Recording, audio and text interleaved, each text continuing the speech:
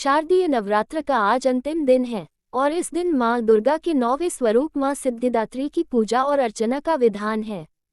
जैसा कि इनके नाम से स्पष्ट हो रहा है कि माँ सभी प्रकार की सिद्धि और मोक्ष को देने वाली हैं।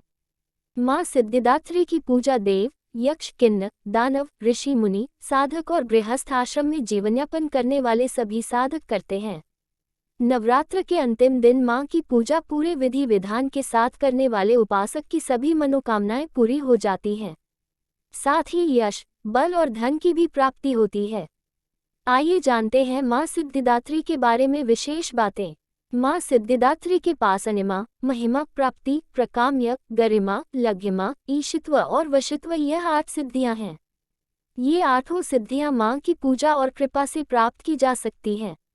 मान्यता है कि सभी देवी देवताओं को माँ से ही सिद्धियों की प्राप्ति हुई है। हनुमान चालीसा में इन्हीं 8 सिद्धियों का उल्लेख करते हुए कहा गया है कि अष्ट सिद्धि नव निधि के दाता, अस्वर दीन जानकी माता। पुराणों के अनुसार भगवान शिव ने भी इन्हीं देवी की कठिन तपस्या कर इनसे 8 सिद्धियों को प्राप्त किया था।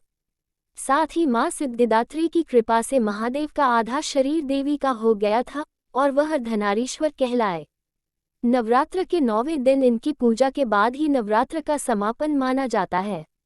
9वें दिन सिद्धिदात्री की पूजा करने के लिए नवाहन का प्रसाद और नवरस युक्त भोजन और 9 प्रकार के फल फूल आदि का अर्पण करके नवरात्र का समापन करना चाहिए। देवी भागवत पुराण के अनुसार महालक्ष्मी की तरह माँ सिद्धिदात्री कमल पर विराजमान रहती हैं और इनके 4 हाथ हैं, जिनमें वह शंख, गदा, कमल का फूल तथा चक्र धारण किए रहती हैं। सिद्धिदात्री देवी सरस्वती का भी स्वरूप है, जो श्वेत वस्त्रालंकार से युक्त महाज्ञान और मधुर स्वर से अपने भक्तों को सम्मोहित करती हैं। दुर्गा सप्तशती के 9वें अध्याय के साथ माँ सिद्धिदात्री का पूजन करना चाहिए। इस दिन मौसमी फल, हलवा, चना, पूरी, खीर और नारियल का भोग लगाया जाता है। साथ ही नवरात्र के अंतिम दिन उनके वाहन, हथियार, योगिनियों और अन्य देवी देवताओं के नाम से हवन पूजन करना चाहिए। इससे माँ प्रसन्न होती है और भाग्य का उदय भी होता है।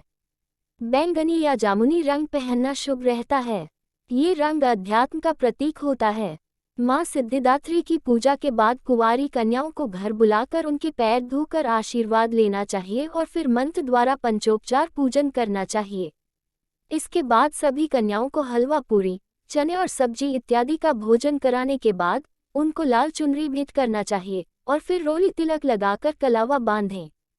फिर समर्थ के अनुसार कोई भेंट व दक्षिणा देकर चरण स्पर्श करते हुए विदा करना चाहिए। जो भक्त कन्या पूजन कर नवरात्र के व्रत का समापन करता है, उसे धर्म, अर्थ, काम और मोक्ष की प्राप्ति होती है। माँ सिद्धिदात्री का ध्यान मंत्र।